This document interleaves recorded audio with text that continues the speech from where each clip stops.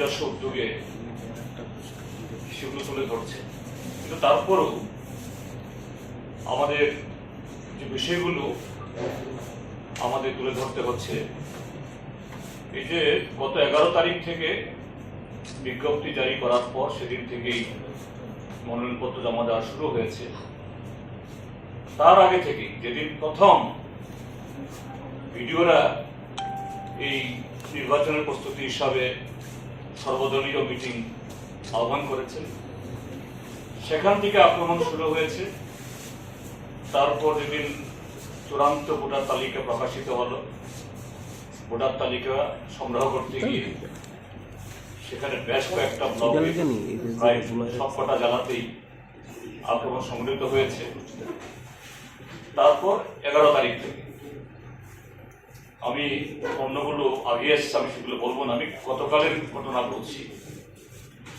গতকাল প্রায় সকাল 10টা থেকেই আমাদের ক্যান্ডিডেটরা দক্ষিণ ত্রিপুরার রাজনগর ব্লকে বাজারের পাশে আমাদের প্রাক্তন বিধায়ক পার্টির নেতা সুদন দাসের বাড়ি, সেখানে জড়ো হয়েছিলেন। কিন্তু তার আগে থেকেই ব্লকে প্রবেশের মুখে সেখানে শাসক দলের আশ্রিত দুর্বৃত্তরা সমস্ত রাস্তায় আটকে প্রস্তুতি নিয়ে বসে আছে। আমাদের পার্টি সম্পাদক মন্ডলীর সদস্য কমরেড সুদন দাস বারবার জেলা শাসক, তারপর জেলা পুলিশ আধিকারিকের যোগাযোগ করেছে।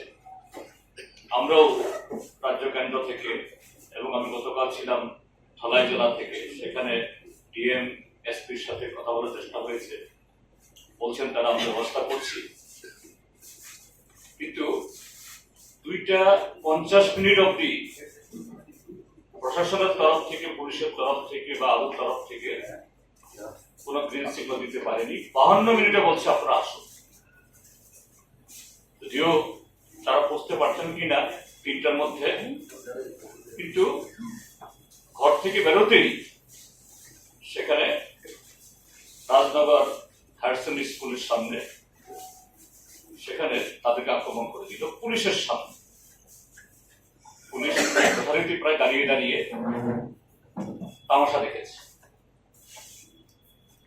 একই ঘটনা ঘটেছে ধলাই জেলা। সেখানে আমাদের প্রার্থীদের সাহস দেওয়ার জন্য আমি গেছিলাম। সকালবেলা সালেমাতে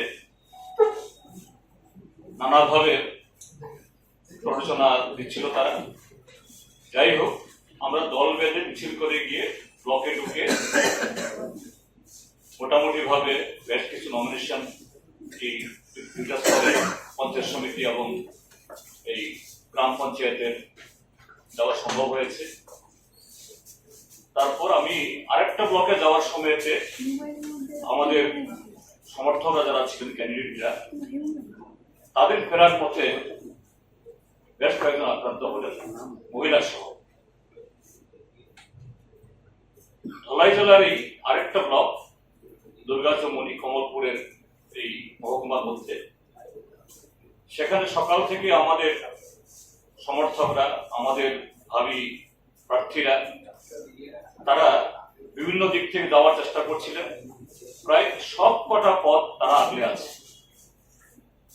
অর্থাৎ দুর্গাচমনি ব্লকের শুধু সামনেটা না, দুর্গাচমনি বাজার না, দুর্গাচমনি ব্লকে যাওয়ার যে বিভিন্ন দিক থেকে রাস্তাগুলো প্রায় 1-1.5 কিলোমিটার আগে থেকে লাঠি সুটা নিয়ে বিজেপি আশ্রিত দুর্বৃত্ত বাহিনী তারা পাহারা দিয়ে বসে থাকে। তো আমি সালেমা ব্লক থেকে সেরে বললাম, ঠিক আছে আপনারা থাকুন রাস্তায়, একসাথে কনভয় করা হবে। যথারীতি আমরা রওনা হলাম। তখন প্রায় 2 বাজে। কনভয়ের সামনে ছিলাম আমি। বিশাল কনভয়। আমার কনভয়ে সেই মানে অর্থাৎ আমাদের যারা ক্যান্ডিডেটরা, তারা কেউ গাড়িতে, কেউ অটোতে, কেউ টমটমে, কেউ মোটরসাইকেলে ছিলেন। আমি সামনে ছিলাম। সামনে আটকায়নি, কিন্তু পেছনে সমস্ত গাড়ি ঘোড়া আটকালো, তারপর গাড়ি ভাঙলো, অটো ভাঙলো, টমটম ভাঙলো, মোটরসাইকেল ভেঙে উড়িয়ে দিল। সেখানেও প্রায় 20 জন আমাদের সমর্থক তারা আহত হলেন, একজনের গুরুতরভাবে তার মাথা ভেঙেছে। তো একটা অস্বাভাবিক একটা পরিস্থিতি, সুস্থভাবে, স্বাভাবিকভাবে, শান্তিপূর্ণভাবে, অবাধে নির্বাচন করার কোনো পরিস্থিতি নেই। যে কারণে আমরা শুরু থেকেই রাজ্য নির্বাচন কমিশনের কাছে দাবি জানাচ্ছিলাম, অনলাইনে এই মনোনয়নপত্র জমা দেওয়ার ব্যবস্থা করুন। অন্তত এতে অনলাইনে নমিনেশন পেপার জমা দিলেই যে নির্বাচনটা হয়ে যাবে তা তো না, এরপরে ভোট প্রচার আছে, ভোট দিতে হবে, সেটাতে অনেক হাঙ্গামা হবে, কিন্তু অ্যাটলিস্ট নমিনেশন পেপার জমা দিতে পারো। কিন্তু রাজ্য নির্বাচন কমিশন আমাদের বক্তব্য শুনলেন, বললেন যে না, এটা বিধিতে নিয়ে, বিধি তো তৈরি করতে সেখানে মানে এমন ইয়ে না যে কমিশন যদি ইচ্ছে করে রাজ্য সরকারকে বলতে পারে যে না, কিভাবে যদি ব্যবস্থা করা না হয়, আমরা সেরকম স্বাভাবিক অবস্থা বোধ করছি না, ফিল করছি না, সরকারকে লিখতে পারে যে ফ্রি অ্যান্ড ফেয়ার ইলেকশন করা যদি কমিশনের উদ্দেশ্য হয়। আমাদের রাজ্যের মাননীয় মুখ্যমন্ত্রী বলেন, উন্নয়নে আমরা দলবাজি চাই না, অবাধ গণতন্ত্র, তাহলে অনলাইনে দিতে অসুবিধাটা কি? তো সেই জায়গায় দাঁড়িয়ে আজকে আমরা আমাদের পার্টির 5 জন এই নেতৃত্ব এবং সাথে আরেকজন ছিলেন রাধাচরণ দেববর্মা, 6 জন আমরা গিয়েছিলাম আজকে সকাল 12:30 নাগাদ রাজ্য নির্বাচন কমিশনের কাছে। তাকে সমস্ত বিষয়গুলো আমরা ব্রিফ করেছি। আরো ঘটনাগুলি, যে ঘটনাগুলি বলিনি, আগে ঘটনাগুলি আপনারা আগে জেনেছেন, যে নিশ্চয় আমাদের কিভাবে আপনার সামনে তুলে ধরার প্রয়োজন নেই, আপনিও দেখছেন, তিনি মাথা নাড়ছেন। বোঝা গেল যে আপনারা পত্র পত্রিকাতে, মিডিয়াতে তথ্যগুলা তুলে ধরেছেন, যে চিত্রগুলা তুলে ধরেছেন, তিনি দেখেছেন, এটার সম্মতি অন্তত মাথা নেড়ে তিনি না করেন। তো বুঝতে পারছেন তাহলে রাজ্যে অবাধ নির্বাচন সুষ্ঠুভাবে হবে না। সেই 2019 সালটাই পুনরাবৃত্তি হবে, আরেকটা কলঙ্কিত অধ্যায় রচিত হবে, তার সাথে বর্তমান কমিশনের নামও জুড়ে যাবে, নিশ্চয়ই এটা বাঞ্ছনীয় না। তো সেই জায়গাতে আমরা সুনির্দিষ্টভাবে 4টা দাবি আমরা রেখেছি। এই দাবিগুলি হলো যে এই যে সিচুয়েশন, এই যে পরিস্থিতি, আর মাত্র 3 দিন বাকি নমিনেশন পেপার জমা দেওয়া,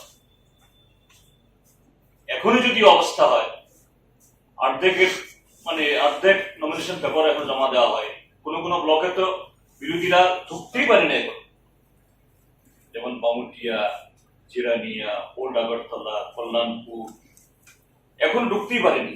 ঢুকলি নমিনেশন পেপার আনতে গিয়েই হামলা হয়ে যাচ্ছে, মোহনপুর। তো আমরা দাবি জানাচ্ছি এই অবস্থাতে যে আরো 7 দিন, মাঝখানে একটা হলিডে আছে, তাহলে 7 দিন যদি ধরা হয়, 18 থেকে 7, 25 তারিখ অব্দি নমিনেশন পেপার জমা দেওয়ার তারিখ এক্সটেন্ড করা হবে।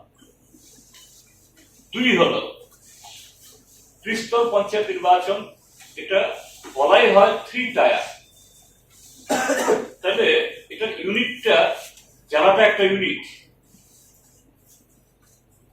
তো ঠিক আছে, গ্রাম পঞ্চায়েত এবং পঞ্চায়েত সমিতি নমিনেশন পেপার জমা নেওয়া হয় ব্লকে। যদি ব্লকের বাইরে না করা যায়, তাহলে তো পঞ্চায়েতের বাইরে ব্লকে গিয়ে নমিনেশন পেপার জমা দেওয়ার কথা ছিল না, তাহলে পঞ্চায়েতই হতো।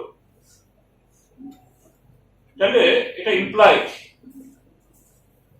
যে জেলা হলো তার এই 3 স্তর ফিটের পঞ্চায়েতের কেন্দ্র অংশ পঞ্চায়েতের নমিনেশন পেপার যদি পঞ্চায়েত সমিতি অফিসে নেওয়া যায়, ব্লক অফিসে নেওয়া যায়, তাহলে